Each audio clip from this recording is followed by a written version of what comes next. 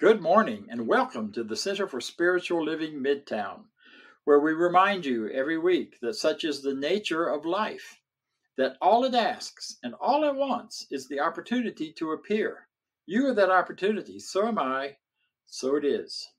We are a center that welcomes all people. We recognize you for who you truly are. We may not know your name or your personality, but we know you. We know you are an expression of the divine. You are life itself showing up in a particular, universal, and individualized way. And in that showing up, how could we do anything less than celebrate you and honor you? Whatever your pronouns, whatever your ethnicities, whatever your background, whoever you are, wherever you've been up until now, we recognize your life as being God's life, taking individual version and individual expression so that we can celebrate it, we can appreciate it, and we can enjoy it. I'm so grateful that you've decided to spend this time with us. And as we bring you some good ideas, some thoughts for contemplation, and perhaps something that could be really useful to you. This is our offering. Thank you for being here.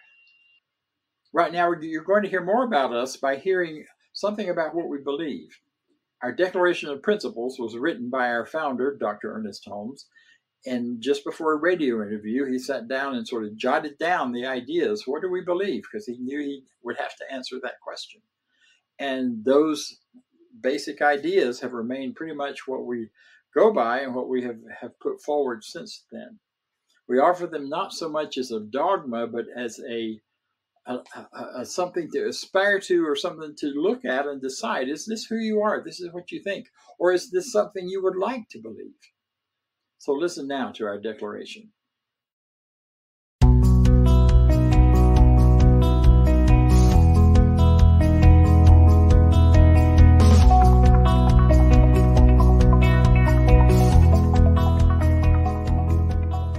I believe in one God, one absolute power and first cause to all things.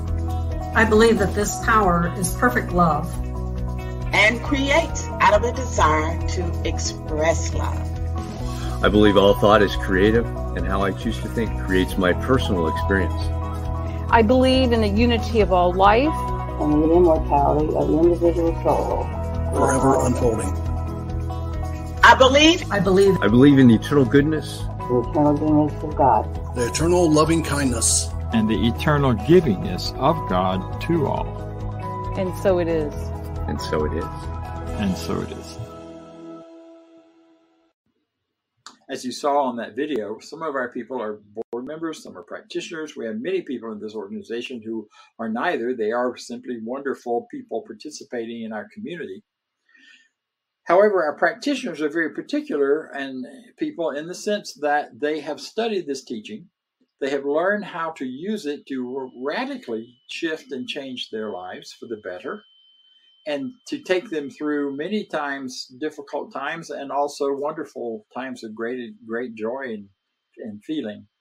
So today we're going to hear from one of those practitioners as they lead us in our prayer, in our affirmative prayer, which we call spiritual mind treatment, and with some good ideas about today's talk. Good morning to all of you. My name is Norma Roberts, and I live in St. Petersburg, Florida. I'm so grateful to be able to be with you today and talk about how I am. I've recently become so fascinated with the term I am that I call it my self-identification, because I can declare I am healthy, I am prosperous, I am loving and loved, and find as I identify with these attributes, they actually manifest as my experience. I was recently in a doctor's office, and while I waited for the doctor to enter the exam room, I became conscious of the water dripping from a faucet nearby. The drip was so rhythmic that I matched my thoughts with the rhythm of the drip. In my mind, I heard myself saying, I am healthy. I am healthy. I am healthy. The doctor came in, and when the consultation was over, he smiled and said, "You are so healthy. I bet you don't even feel your age." I smiled and told him, "Well, no one ever told me how I was supposed to feel at my age. So I get to claim what I want." In the I Am Self, Lillian DeWaters says, "Are you hungry for the true bread of life? Then are you willing to give up the belief that you are separated in some way from the source of this heavenly manna, the real man who is, in truth, yourself?" You can say, "I know that I am. I know that my health, my harmony, my perfection, my happiness, and my abundance of every good are not located in my body or in my affairs, but only in my real self, myself awake." The I am self. "For here abide my unalterable, undefilable health and wholeness, my perfect spiritual sense, and their distinct activities, my ever conscious awareness of reality as all there is, and my complete experience of every good thing." She goes on to say, what is it that the I am knows? Well, it knows I am, and besides me, there is none else. It knows I am in the Father, and the Father in me. Thus, I am ever one with the I am that I am. Lillian DeWater says, you should say it over and over. Sing it softly to yourself. I am that I am. Lovingly, earnestly, expectantly. Do not attempt to define what it means, not analyze your feelings, but just say it, and it will begin to reveal itself to you. For the I am that I am reveals itself to me, to you, to all who would say, I will rise and go unto myself, my true state of being, where nothing can oppose me. Nothing. And now let's have our affirmative mind treatment for this morning. And as we prepare for our service, I will speak in the first person. I ask that you accept anything that resonates in your heart for you. So let's breathe deeply and prepare for this treatment.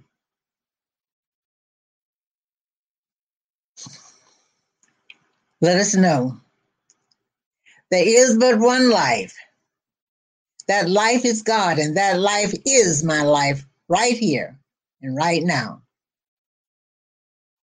I know the Spirit is always creating more of itself, more life, more love, more light, more peace, power, beauty, joy, and more wholeness in a ceaseless process of expanding good. The I am that I am is all power, and I claim I am one with this power. It expresses through me and as me as I awaken to my divine inheritance.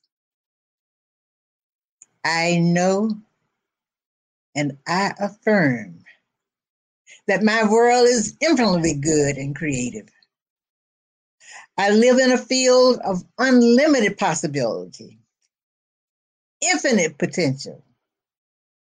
In the midst of overflowing gratitude, love lights my way, and divine intelligence expresses its wisdom in my intuition and leads me to people, places, things, and experiences that nourishes my awakening consciousness. With clarity and confidence, I act in faith and allow demonstrations of perfect health in all areas of my physical body. I experience abundant wealth as money flowing to me constantly through expected and unexpected channels, always in measures greater than ever experienced before. Love and creative self-expression unfolds before me in joyous celebration of my oneness with the infinite. Any thought of restriction, lack of fear that was previously held is released as I surrender to the infinite goodness of spirit. I accept all manifestations that are perfect for me right now. And it is with great peace and gratitude that I release my word to the universal law of mind and declare that it is already done as I await its perfect manifestation. And so it is. And now we prepare for our reflection music.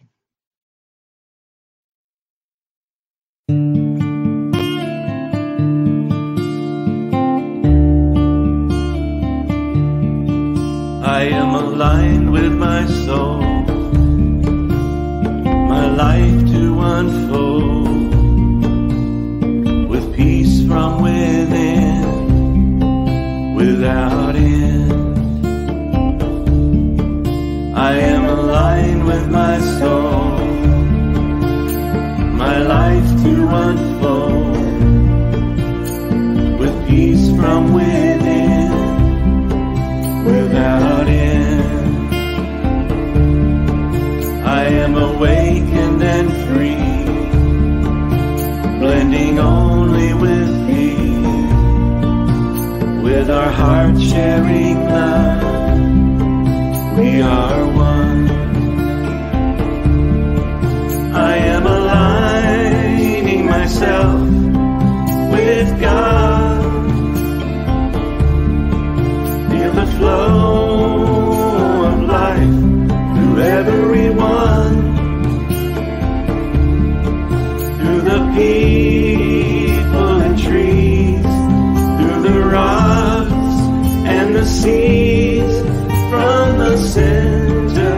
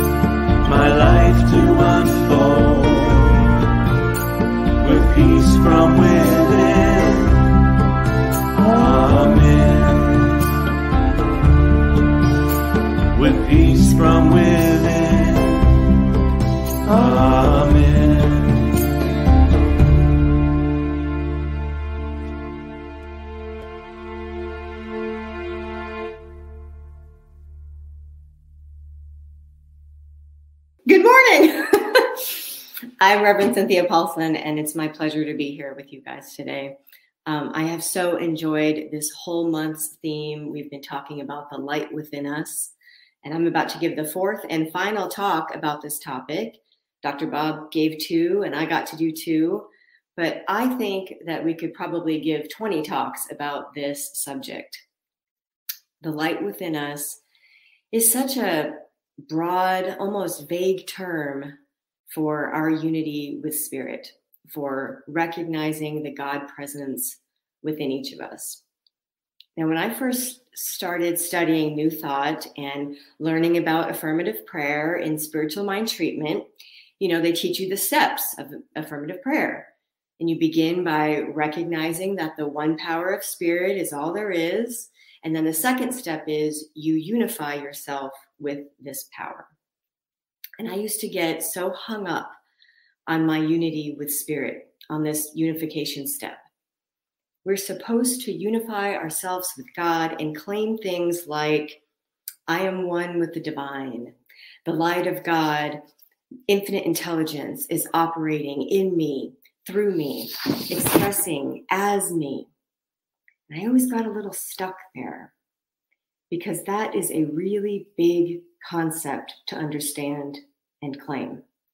And I want to acknowledge this in case any of you might struggle with this idea too, that it can be challenging to recognize that the essence of the divine, the light of God, is within me. On the csl.org website, they have a section called Build a Prayer, and they call the unification step the I am step. And I'm so glad they do that because honestly, thinking about the I am when I want to be conscious of my unity with spirit is what has helped me really understand this concept and start living it. The light within me that I am united with is the I am, which the Bible tells us is the name of God. So, quick Bible lesson back in Exodus, Moses asks God, "What shall I call you?" And God replies, "I am that I am. This is my name forever, and this is my memorial to all generations." I'm so glad that this teaching, science of mind, new thought, whatever we call it, we understand how to use the I am. We use the I am to create whatever possibility we want to experience. It's our point of access to the power of God. That is how important those 2 words are. Now, early Bible translators actually misunderstood and mistranslated what the name of God meant. And there's been confusion because of that. In Genesis 4, there's a line that in the past has been translated as, "Men began to call upon the name of the Lord," as if people were begging and beseeching help from a God that lived outside of them. Men began to call upon the name of the Lord. That teaches duality and separation, which we know is false. So in modern times, that particular passage has been correctly translated as men began to call themselves by the name of the Lord. That's a totally different thing. People became aware of the living spirit, the light of God within them, which we call into existence by speaking, I am. By calling ourselves the name of God, we claim our own oneness with the divine process. And like I said, we create whatever possibility we desire. This is a spiritual practice to pay close attention to and to embrace. Now, you all know I'm a language girl. I'm a writer, and words fascinate me, especially with regard to our spiritual life. So I just don't think it is a coincidence that we use I am all day long, every day of our lives to talk about ourselves. Did you know that it is very difficult, if not impossible, to say anything about yourself without using the words I am? Think about it for a minute. Let's say you are out and about and you bump into somebody you know, or even if you meet a stranger, even like the cashier at a grocery store, anybody. What's the first thing we always say to each other? Hi, how are you? How are you doing? Right? It's this polite social norm to ask someone, how are you? Try answering that without using I am. You can't. Even if you want to be a smart aleck and just say, great, fine, the I am is implied. So we answer and we say, I'm great, thanks. How are you? Or I'm fine. We often don't give much thought to how we answer that question, how are you? But you know who does give thought to it? Spiritually sound people. People like our beloved Norma, who just spoke and told us her story about speaking her I am. I've gotten to know Norma a little bit over the past couple of years because we've had some Zoom meetings and some classes together. One thing I've noticed about her is if you ask her how she is, like she said, she almost always says, I'm wonderful, with a great big smile on her face. And someone asked her recently on one of our Zoom calls, are you really wonderful? And she said, well, I just always say I'm wonderful. It's as if she doesn't even really give it any thought anymore because she just always declares how well and wonderful her life is. And I love that about her. She is just modeling expert spiritual behavior. I love it.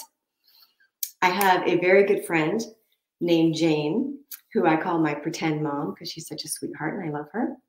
And she is a lovely Southern woman. And when you ask her, how are you? No matter who is asking, whether it's a best friend or a stranger, she always replies, I'm hunky-dory, how are you? In her Southern accent. Now, sometimes she says it even when she's not feeling hunky-dory because she wishes to declare her good. She intends to be hunky-dory. I think we should all intend to be hunky-dory.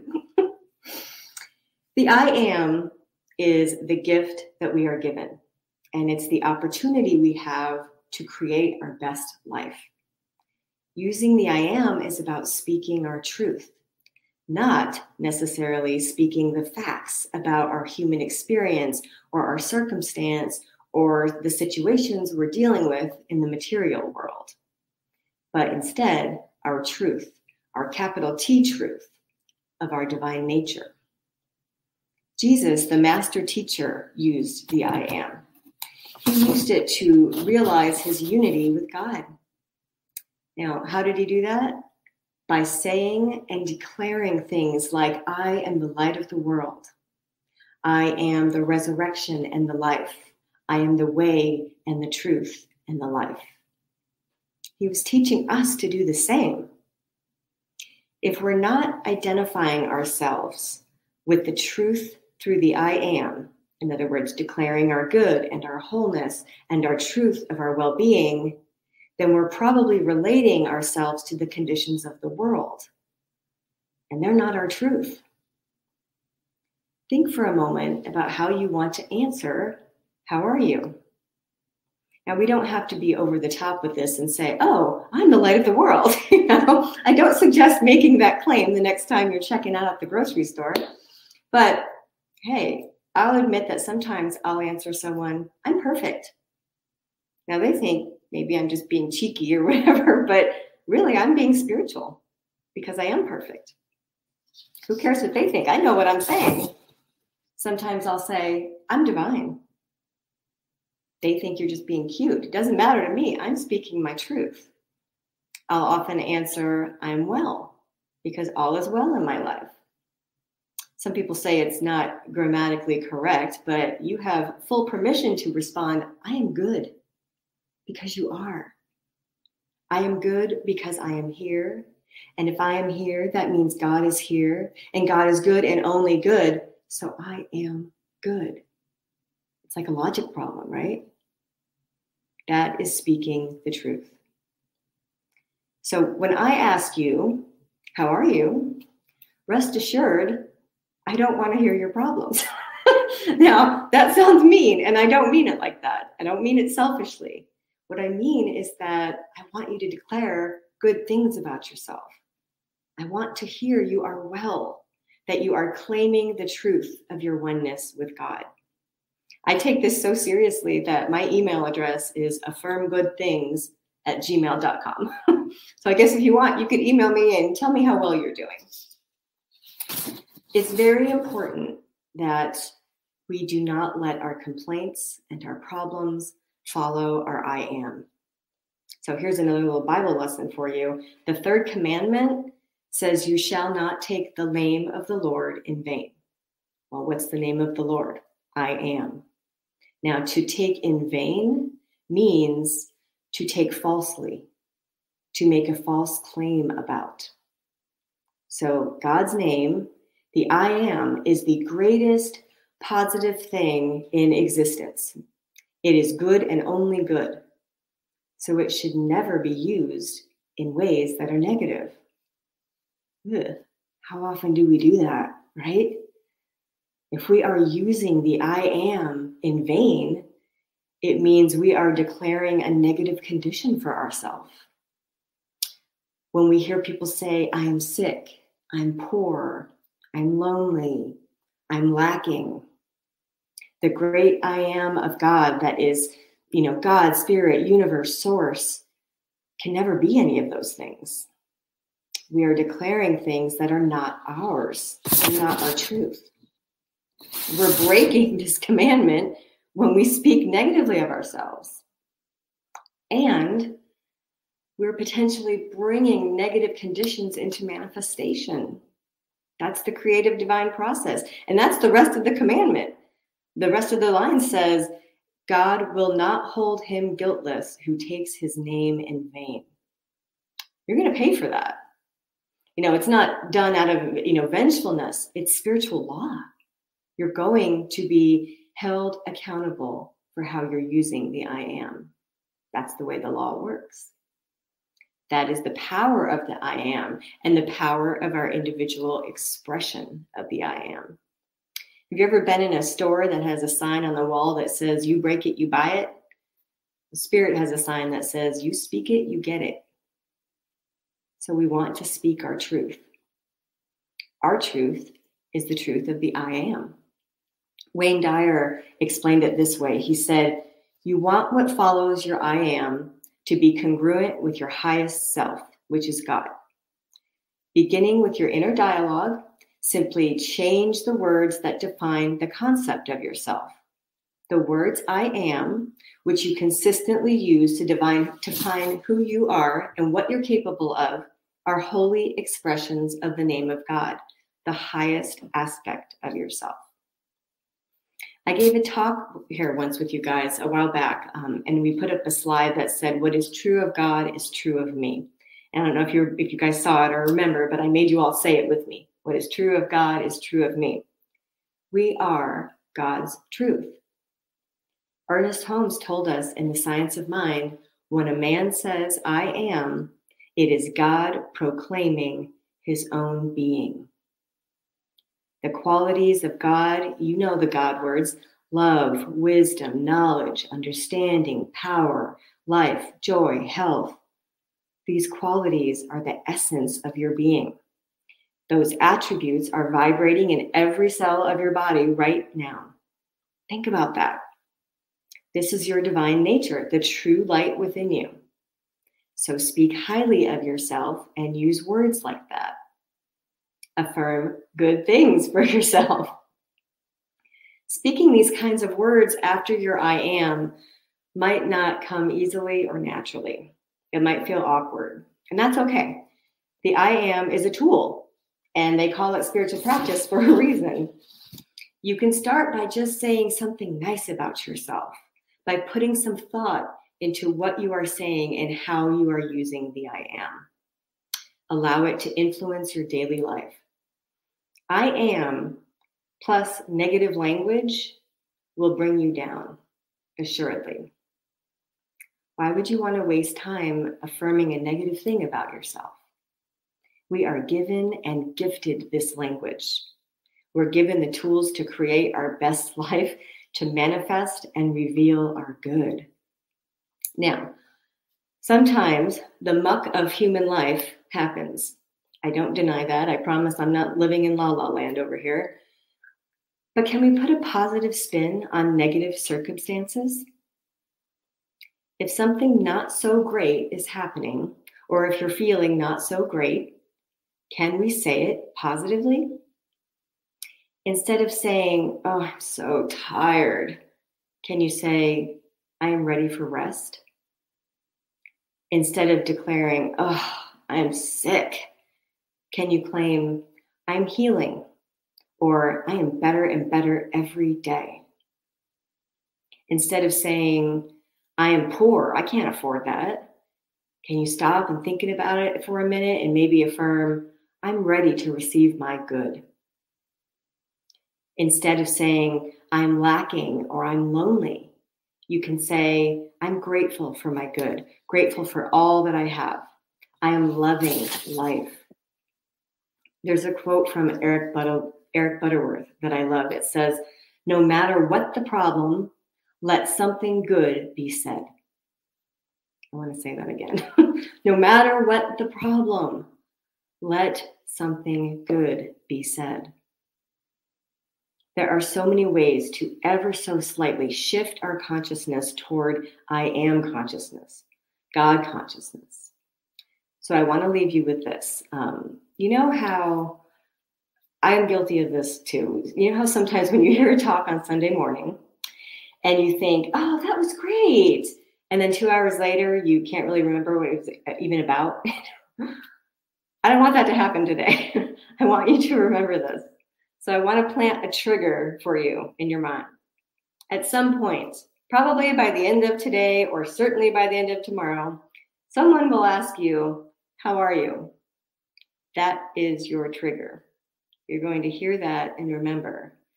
I want you to stop and smile and speak your divine truth. We declare things with our I am every day of our lives, all day long. And our declarations bear fruit. All the biblical, spiritual study in the world does us no good unless we apply it in our own lives.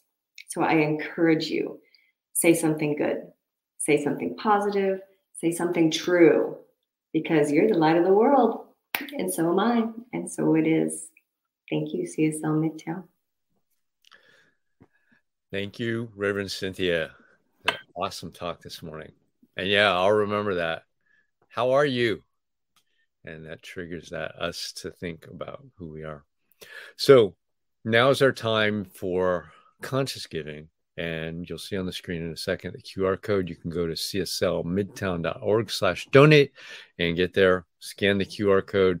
Lots of ways to do that. You can do a one-time donation, or you can set up an ongoing donation if you find value in what we're providing here at CSL Midtown. So if you would say with me our affirmation of prosperity. I live in a universe of abundance. As I freely and joyfully give, I join in the divine flow, and all that I share with life returns to me multiplied abundantly. And so it is. And so now, a couple of announcements. We'll be back in person next Sunday at the Garden Hills Community Center. So if you're in Atlanta, please join us. We'll do a potluck and have some fellowship there after the service as well. So plan on that. And Dr. Bob will be back next Sunday for that as well. So with that said, we will be broadcasting just like we always do. So we'll see you online people out there as well. So now let's go to our affirmation of life. I leave this place now, knowing something better than I knew before. I go forth into the world with a heart full of love and a mind full of good sense. I look at the world in a greater way, knowing that I have within me everything I need to create the life I desire. I give thanks for this understanding, and I am grateful for the spirit of life that lives through me. And so it is. Have an awesome week, everybody. See you next week.